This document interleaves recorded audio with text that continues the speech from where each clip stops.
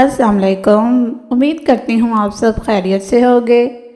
Welcome back to ہمارے YouTube channel قصہ اظہار۔ قصہ اظہار میں دوبارہ خوش آمدید۔ میں ہوں آپ کی ہوسٹ اطروبہ سماب، اور آج میں آپ کے لیے لائی ہوں ناول خمار جنون قلم اسمنال مہر کی ایپیسوڈ نمبر 44۔ ایپیسوڈ کو شروع کرنے سے پہلے ہمارے چینل کو کر لیں سبسکرائب، ویڈیو کو لائک اور بیل آئیکن بٹن دبانا مت بھولنا تاکہ آپ کو ہماری مزیدار کہانیاں نان سٹاپ ملتی رہے۔ جی دوستو، کل کے ایپیسوڈ میں ہم نے ریڈ کیا کہ معاشی میں کیسے شیری شہیر، عائشہ بیگم، شاویز اور ماں نور کی زندگیوں کی وجہ سے حال میں جو اثر ہوا اور آگے کیا اثر ہونے والا ہے، یہ جاننے کے لیے چلتے ہیں ناول کی طرف۔ احان شدت سے شہیر کے آنے کا انتظار کرتا رہا۔ شیری اسے ساری حقیقت بتا چکی تھی۔ وہ اپنی ماں ہی کا پرتو تھا، ہر کسی سے بے لوث محبت کرنے والا۔ وہ ہر چیز بلائے شہیر کو معاف کرنے پر تیار تھا۔ شیری اسے دیکھ کر دل ہی دل میں دعا کر رہی تھی کہ یہ انتظار اس انتظار کے جیسا ہرگز نہ ہو جو انہوں نے کبھی شہیر کا کیا تھا، مگر یہ انتظار واقعی لا حاصل رہا۔ عائشہ کی موت میں وہ اس بات کو بھی فراموش کر گئے تھے کہ وہ کسی کو انتظار کی سولی پر لٹکا کر آئے ہیں۔ احان ان کے آنے پر ایک بار ٹوٹ گیا تھا۔ وہ خاموشی سے اٹھتا کمرے میں بند ہو گیا۔ اب ہر طرف جامد خاموشی تھی۔ اس دفعہ یہ انتظار شہیر کو واقع مہنگا پڑنے والا تھا۔ وہ ریوالونگ چیئر پر بیٹھے گہری سوچ میں مگن تھے۔ ان کی سوچ کا محور صرف اور صرف شیری تھی۔ انہوں نے اس سے کبھی اگنور نہیں کیا تھا۔ وہ اس وقت شدید ذہنی دباؤ کا شکار تھے۔ جب عائشہ کی باتوں کا مرکز صرف اور صرف شیری کے ساتھ ہوتی، وہ انہیں آتے جاتے انہیں طلاق دینے کا کہتی۔ انہوں نے شیری کے ساتھ حسین پل بھی گزارے تھے۔ وہ عائشہ کا دھیان بٹانے کے لیے محض کچھ وقت ان کی ساتھ کو فراموش کر گئے، مگر وہ کبھی بھی ان کی تکلیف کا باعث نہیں بننا چاہتے تھے۔ مگر شاید وہ عائشہ کو شیری سے دور رکھنے کے لیے یہ بات فراموش کر گئے تھے کہ انہوں نے کتنی تکلیفیں دیکھی ہیں۔ وہ چھوٹی چھوٹی بات گہرائی سے نوٹ کرتی تھی۔ احان انہیں یزدان کی طرح ہی عزیز تھا اور ان کے وجود کا حصہ تھا۔ وہ جب جب وہاں جاتے تھے اس کے ساتھ بھرپور وقت گزارتے تھے۔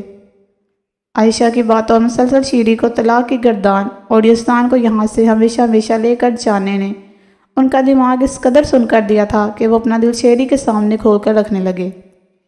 ان سالوں میں وہ اتنی احساس ہو چکی تھی، انہیں یہ لگنے لگا تھا کہ وہ شاید ان کو اور احان کو فراموش کر رہے ہیں۔ وہ حویلی میں انہیں اس لیے نہیں لے کر آنا چاہتے تھے کیونکہ وہ نہیں چاہتے تھے کہ عائشہ انہیں تکلیف پہنچائے اور ان کے ساتھ مزید دکھوں میں گرے۔ وہ عائشہ کی موت کے کچھ دنوں بعد ان دونوں کو لینے گئے تھے، مگر احان نے آنے سے صاف انکار کر دیا۔ جی فرینڈز، تو یہاں آپ اپنی کیا رائے دینا چاہیں گے؟ کیا احان نے بالکل ٹھیک کیا؟ کیا شہیر احان کو منا پائیں گے اور واپس اپنے ساتھ اپنے گھر لے کر جا پائیں گے کہ نہیں؟ یہ جاننے کے لیے چلتے ہیں دوبارہ ناول کی طرف۔ وہ کمرے سے نکلتی سیڑھیاں اترتی لاؤنج میں آئی تھی۔ وہ یزدان کو ایک موقع دینے کے بارے میں سوچ رہی تھی۔ اسے اپنی ماں کی باتیں اکثر تنہائی میں یاد آتی تھی۔ ماں نور اسے اکثر اپنے پاس بٹھا کر پیار سے مختلف چیزیں سمجھاتی تھی۔ ماں کی سمجھائی ایک ایک بات اس کے دماغ پر نقش کر جاتی تھی۔ میری جان، معاف کرنا سیکھو۔ یہ زندگی پھولوں کا بستر بالکل نہیں ہوتی۔ اپنی زندگی کو خود ہی سہل کرنا پڑتا ہے، کبھی خود جھک کر، کبھی سامنے والے کو جھکا کر۔ ہاں، جہاں آپ کو لگے کہ سامنے والا مسلسل غلطی پر ہے تو خود ہی کنارہ کشی کر لو، اور ایک وقت ایسا آتا ہے جب انہیں غلطیوں کا اندازہ ہوتا ہے۔ آپ کی صحیح آزمائش تو تب ہی شروع ہوتی ہے۔ انسان اتنا اعلیٰ ظرف نہیں ہوتا جو پلک جھپکتے کسی کی بھی غلطیوں کو معاف کر دے، کیونکہ جو دکھ ہم نے جھیلے ہوتے ہیں وہ ہم ہی جانتے ہیں۔ کبھی سوچا، وہ رب تو ہمیں ہماری غلطیوں پر بار بار درگزر کر دیتا ہے، مگر انسان کسی کو ایک بار بھی معاف نہیں کر پاتا۔ اپنے اندر اتنی استطاعت لاؤ کہ دوسروں کو درگزر کر سکو۔ غلطیاں انسانوں سے ہی ہوتی ہیں، اس لیے کبھی کبھی سامنے والے کو معاف کر کے بھی دیکھ لینا چاہیے۔ کیا پتہ وہ واقعی ہی تمہارے ہی مقدر کا ستارہ ہو۔ کیا پتہ اسے ایک معافی کے بدلے تمہاری زندگی سنور جائے۔ پر ہاں، اگر کوئی شخص اپنی غلطی بار بار دہرائے تو سمجھ جاؤ وہ انسان معافی کے قابل ہی نہیں۔ پھر اسے اتنی دور چلے جاؤ کہ وہ آپ کو دیکھ بھی نہ سکے۔ ماں کی باتیں اب بھی کانوں میں لہرا رہی تھی۔ وہ ایک قدم یزدان کی طرف بڑھانے کے بارے میں سوچ چکی تھی۔ وہ فون پر شاید کسی سے محو گفتگو تھا۔ وہ خاموشی سے کھڑی اس کی کال کے ختم ہونے کا انتظار کرنے لگی۔ بے وقوف انسان، تم نے اسے ابھی تک بتایا نہیں کہ تمہاری مجھ سے کوئی شادی نہیں ہوئی؟ دوسری طرف سے نیہا کی جھنجھلاتی ہوئی آواز گونجی۔ نہ ہی تم اور نہ ہی میری جعلی نکاح، دونوں ہی میرے لیے اہم نہیں ہیں۔ میں شاید ایسا مر کر بھی نہیں سوچ سکتا۔ میں جانتا ہوں میری اس جھوٹ سے میرو کو تکلیف پہنچی ہے، وہ جھنجھلاتا ہوا بولا۔ مجھے بھی کوئی شوق نہیں ہے تمہارے لیے اہم بننے کا، مگر ایک لڑکی ہونے کے ناطے مجھے احساس ہے کہ سب سے زیادہ تکلیف وہ اس بات کے لیے تمہاری بے وفائی ہے۔ وہ پہلا جملہ دانت پیستی باقی الفاظ سمجھانے والے انداز میں بولی۔ مگر ہمارے درمیان ایسا کچھ بھی نہیں ہے۔ پھر وہ جھنجھلایا سا بولا، تمہاری نظروں میں یہ بس ایک دکھاوا تھا، مگر اس کی نظروں میں تمہاری بے وفائی۔ جلد سے جلد اسے سب بتا دو۔ اسے سمجھاتی ہوئی فون بند کر گئی۔ میرو اپنی جگہ سن کھڑی رہ گئی۔ تو کیا واقعی یزدان نے دوسری شادی نہیں کی تھی؟ کیا سچ میں میرے علاوہ کوئی وجود ان کی زندگی میں شامل نہیں؟ اس کے دل میں گڑی آخری پھانس بھی جیسے نکلتی ہوئی معلوم ہوئی، مگر اس کے چہرے کے تاثرات سنجیدہ تھے۔ وہ چاہتی کہ یزدان خود اس حقیقت سے اسے آگاہ کرے، اسے یقین دلائے کہ وہ کبھی کسی کو اپنی زندگی میں شامل نہیں کر سکتا۔ وہ اس پاٹ چہرے کے ساتھ وہی کھڑی تھی۔ جب یزدان نے کال کٹ کر کے پیچھے مڑ کر دیکھا، جہاں میرو سنجیدہ چہرے کے ساتھ کھڑی ہوئی نظر آئی، وہ اسے وہاں دیکھ کر ایک پل کے لیے بھی ٹھٹکا، مگر وہ اس کے چہرے سے یہ نتیجہ اخذ نہیں کر پایا کہ وہ کچھ سن چکی ہے یا نہیں۔ میرو نے دور کھڑے اس کی طرف ہاتھ بڑھایا، جسے دیکھ ایک پل یزدان سن سا ہو گیا، مگر وہ اپنی کیفیت پر قابو پاتا فوراً اس کے بڑے ہاتھ کو تھام گیا۔ یزدان نے اس کا ہاتھ تھام کر ہونٹوں سے لگایا تھا۔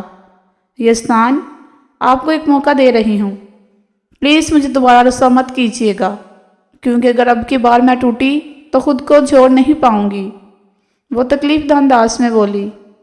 یزدان پر شادی مرگ سی کیفیت طاری ہو گئی۔ اسے سمجھ نہیں آ رہا تھا کہ کیسے ری ایکٹ کرے۔ اس نے میرو کو شدت سے اپنی باہوں میں بھینچا۔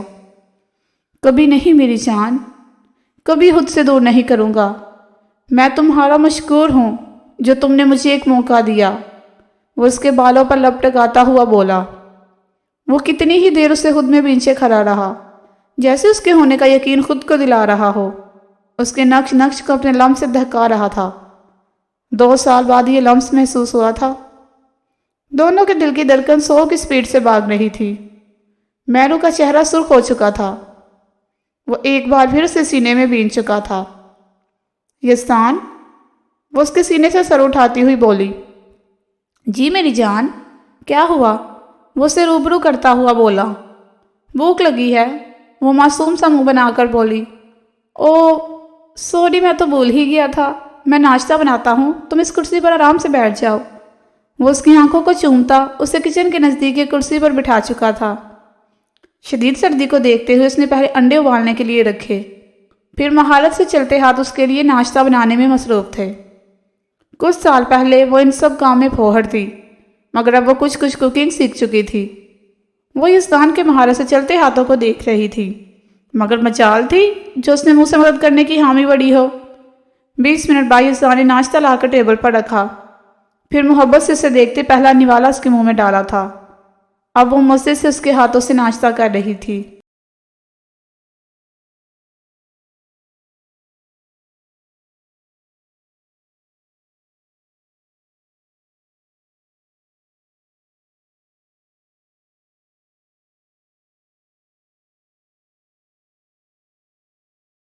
شیری صوفے پر بیٹھی گزرے دنوں کو سوچنے میں مصروف تھی۔ وہ عائشہ کی موت کے 3 دن بعد وہاں آئے تھے۔ رفتہ رفتہ وہ ماسی کی یادوں میں گم ہوتی چلی گئی۔ شیری اس وقت اکیلی گھر پر موجود تھی۔ وہ شہیر سے شدید ناراض تھی کہ وہ مقررہ وقت پر کیوں نہیں آئے۔ وہ اکیلے میں بیٹھی اپنے اس دن کے رویے کے بارے میں سوچ رہی تھی۔ اس وقت شدید غصے میں تھی، اس لیے ایسا ری ایکٹ کر گئی، ورنہ وہ بھی جانتی تھی کہ شہیر ہمیشہ ان کے لیے وقت نکال کر آتا تھا، ان کی ضرورتوں کو پوری کرنے کی کوشش کرتے تھے۔ ان کی محبت پر وہ شک نہیں کر سکتی تھی۔ وہ ان سے اور ریحان سے محبت کرتے تھے، مگر جن حالات سے وہ گزری تھی، چھوٹی چھوٹی باتیں دل میں کھپ جاتی تھیں۔ وہ اپنی سوچوں میں مصروف تھی جب شہیر دروازہ کھول کر اندر آئے۔ ان کے پاس گھر کی چابی موجود تھی، اس لیے آنے جانے میں کوئی پریشانی نہ ہوتی تھی۔ شیری، انہوں نے پکار کر اپنی طرف متوجہ کیا۔ شیری نے بنا جواب دیے رخ موڑ لیا۔ اتنی ناراض ہیں آپ میری جان؟ وہ تڑپ کر ان کی طرف بڑھتے ان کا رخ اپنی طرف موڑ گئے۔ وہ پھر بھی خاموش کھڑی رہی۔ شیری، یوں چپ مت رہو، کچھ تو بولو، آپ کی ناراضگی میری جان لے لے گی۔ وہ اس کے گال پر ہاتھ ٹکا کر بولے۔ آپ اب کیوں آئے ہیں؟ کیا آپ کو نہیں پتا تھا کہ احان آپ کا بے صبری سے انتظار کر رہا تھا؟ وہ روٹھی روٹھی بولی۔ شہیر نے انہیں عائشہ کی موت کے بارے میں بتانے کا فیصلہ کیا۔ شیری، یقین مانو میں آنا چاہ رہا تھا، مگر عائشہ کے اچانک موت کی وجہ سے نہیں آ سکا۔ وہ ہاتھوں کے پیالے میں اس کا چہرہ بڑھ کر بولے۔ عائشہ کو کیا ہوا؟ وہ بے یقینی کی کیفیت میں بولی۔ انہیں کسی نے بتانا بھی ضروری نہ سمجھا؟ شاید ان کی زندگی ہی اتنی تھی۔ وہ بات کو مزید بڑھاتے ہوئے گویا ہوئے۔ مجھے افسوس ہوا سن کر، وہ لبالب آنکھوں میں پانی بھر کر بولی۔ شہید نے ان کے بہتے آنسوں کو صاف کیا تھا۔ مگر احان تو بہت ناراض ہے، ان کا لہجہ بھی آنسوں بھرا تھا۔ اپنے چھوٹے شیر کو ہم خود ہی منا لیں گے، آپ ٹینشن مت لے، وہ ان کا ماتھا چومتے ہوئے بولے۔ آؤ وہاں صوفے پر بیٹھتے ہیں، کھڑی کھڑی تھک جاؤ گی۔ وہ اس لیے صوفے پر بیٹھ چکے تھے۔ تم سے کچھ باتیں کلیئر کرنا چاہتا ہوں۔ یار، تمہیں کب لگا میں تمہاری ساتھ کو اگنور کر رہا ہوں؟ ہاں جانتا ہوں، پچھلے کچھ دنوں سے یہاں نہیں آ سکا، کیونکہ جب میں آپ دونوں کے پاس آتا تھا تب عائشہ کا دھیان آپ کی طرف ہو جاتا تھا۔ وہ مسلسل ایک ہی بات کی گردان کرتی تھی کہ شیری کو طلاق دو۔ میں بس اس لیے نہیں چاہتا تھا کہ وہ اپنی فطرت کے باعث آپ کو کوئی نقصان پہنچائے۔ وہ ان کی آنکھیں براہ راست اپنی آنکھیں گاڑے بولے۔ میں جانتی ہوں آپ مجھ سے محبت کرتے ہیں، مگر یکدم ہی آپ ہم دونوں سے لاپرواہ ہوئے، مجھے بالکل بھی اچھا نہیں لگا۔ وہ اپنے دل کی بات ان کے سامنے رکھتے ہوئے بولی۔ سوری اگر آپ کو ایسا لگا، مگر ایسا نہیں ہے میری جان۔ میں آپ دونوں سے دور ضرور تھا، مگر لاپرواہ ہرگز نہیں ہوا تھا۔ اور آپ ہمیشہ جاننا چاہتی تھی کہ میں آپ کو اپنے ساتھ حویلی کیوں نہیں لے کر جا رہا۔ یار، یہ میرے لیے مشکل تھوڑی تھا، آپ کا ہاتھ پکڑتا اور وہاں لے جاتا، مگر آپ بھی عائشہ کی جنونی طبیعت سے واقف ہیں کہ اگر وہ آپ کو کوئی نقصان پہنچا دیتی پھر؟ اتنے سال ان کے ساتھ رہ کر اتنا سا اندازہ تو ہو گیا تھا کہ انہیں اپنی خواہشات کے آگے کچھ نہیں دکھتا۔ میری بات سمجھ رہی ہیں نا آپ؟ وہ لہجے پر کو رکتے ان کے چہرے کی طرف دیکھ کر بولے۔ شیری نے کبھی اس لحاظ سے سوچا ہی نہیں تھا، وہ بس یہی سوچتی تھی کہ ان کو لے جانا ہی نہیں چاہتے تھے۔ شہیر، یزدان ہمارے آنے پر غصہ ہوگا، وہ ڈرتی ڈرتی ایک خدشہ بیان کر گئی۔ جانتا ہوں کہ وہ غصہ ہوگا، مگر مجھے یقین ہے وہ میری بات سمجھے گا، اور ویسے ہی بھی جتنا وہ گڑھ یزدان کا ہے اتنا احان کا بھی ہے۔ مجھے یزدان اور احان برابر ہیں۔ مجھے پتا ہے آپ کو لگتا ہوگا کہ میں یزدان سے زیادہ محبت کرتا ہوں، ایسا بالکل بھی نہیں ہے۔ احان بھی تو میرا ہی خون ہے، آپ کے وجود کا حصہ ہے، بھلا آپ سے جڑی کوئی چیز مجھے عزیز نہ ہو؟ ایسا ہو سکتا ہے؟ وہ تو پھر ہمارا بیٹا ہے۔ وہ جیسے ان کے دل سے ہر خلش دور کر دینا چاہتے تھے۔